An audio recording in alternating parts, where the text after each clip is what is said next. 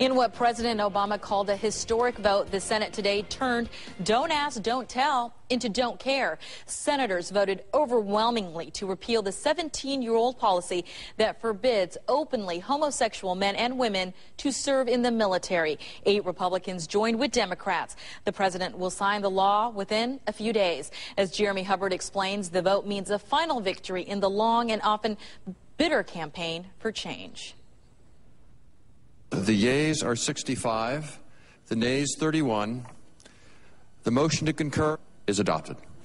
Don't ask, don't tell is headed into history.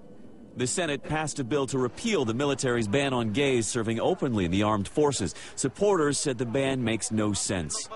We have a gay guy in the unit.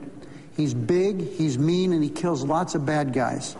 No one cared that he was gay. Nobody wearing the uniform of the United States of America should have to be living a lie. Opponents went down fighting. It does have the potential for increasing the risk of harm and death to our men and women who are serving in combat. Today's a very sad day. Gay rights advocates rejoiced. Wow, what a day. Don't ask, don't tell will soon be relegated to the dustbin of history. The Senate debated the DREAM Act, which would have granted legal status to some illegal immigrants. This is our moment in history to show our courage.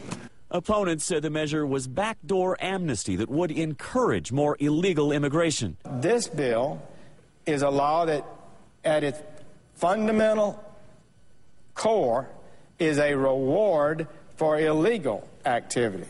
The DREAM Act failed in a procedural vote.